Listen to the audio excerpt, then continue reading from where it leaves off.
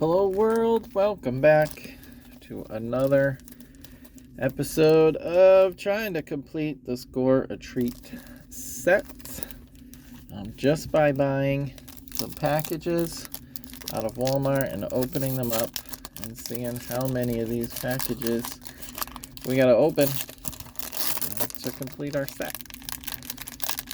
So this makes package number 5 for us, and if I am just eyeballing it, it looks like we're about 2/3 of the way through our set. So starting pack 5, and you're getting 140 cards, 120 cards per package. So there's a lot of cards that we don't end up needing, right? But that's going to happen when you're doing it this way. I mean, the other way is that you buy a few packs of these, you open them up, and then you go on eBay or you go to card shows, card stores, Facebook, Instagram, whatever, all those things, right? And you try and find the cards that you're missing and just try and piece it together like that. There are advantages to doing that too. You don't end up with as much extra, as much bulk, if you will, if that bothers you. It doesn't bother me to have bulk. I am a hoarder in training. If you guys, any of you guys actually know me, you know that that's true. So I don't mind getting the extra. Tyler Show, I get a bunch of those. I mean, he's an old rookie, right? He's 25, 26 already, just coming out of college. So see if that helps him any. He might be starting for the Saints this year, which is kind of crazy. So that's neat, yeah. So I'm trying to piece together a Pokemon Jungle set. So I'm doing it that way too, because obviously I can't spend $200 to $300 per pack to try and open that set. Ridiculous. So I'm piecing it together, a card at a time.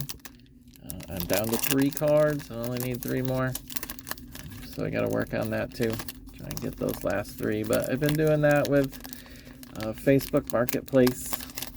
I was able to buy some bulk of some vintage and pieced a bunch of it together that way.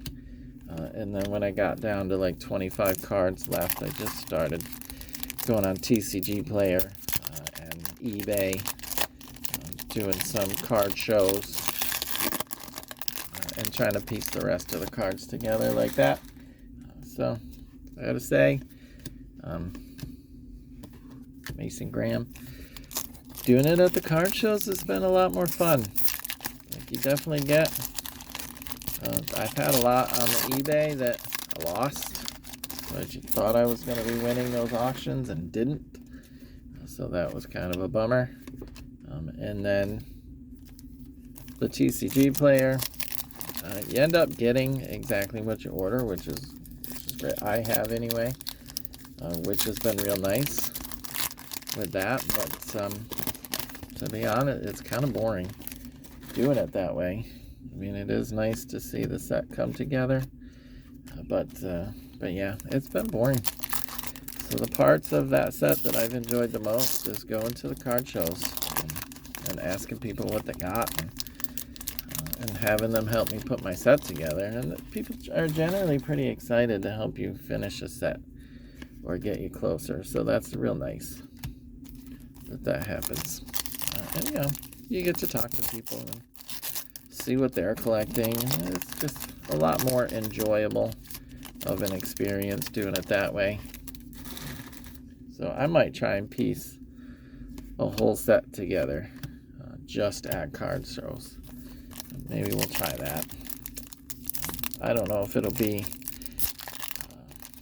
a complete set to do something like that, I might find like a rainbow, or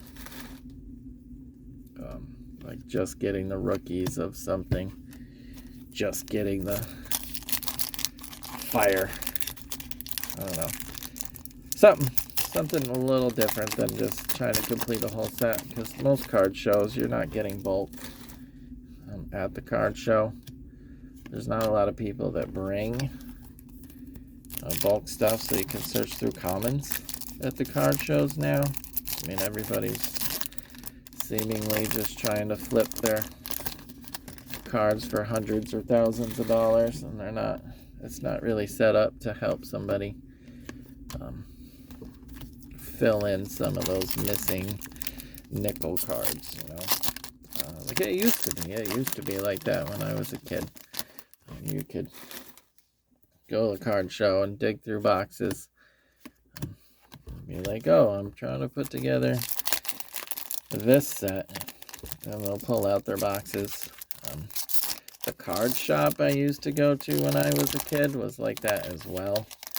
So they had an entire wall where they would put sets together in binders, and you would flip through their completed sets and pull out the cards that you need.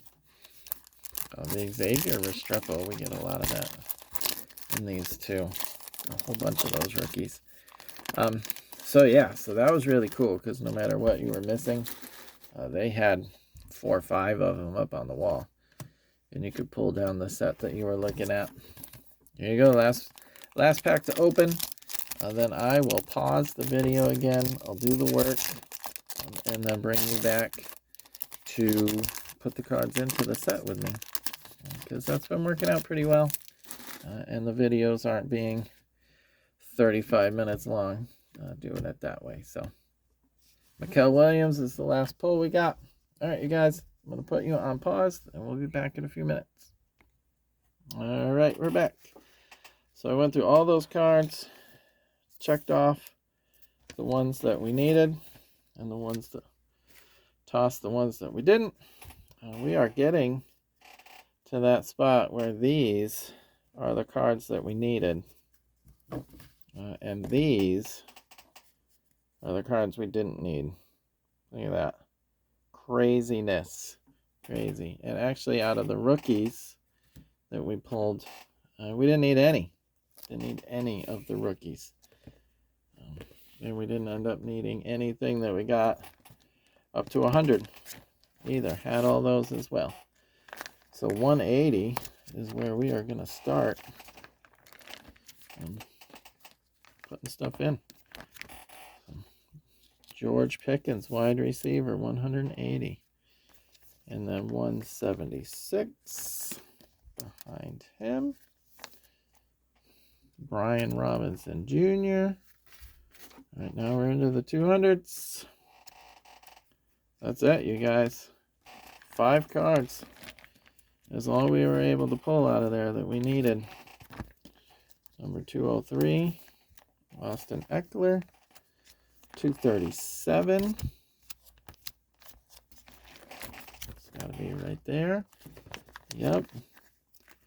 Xavier Worthy. And 282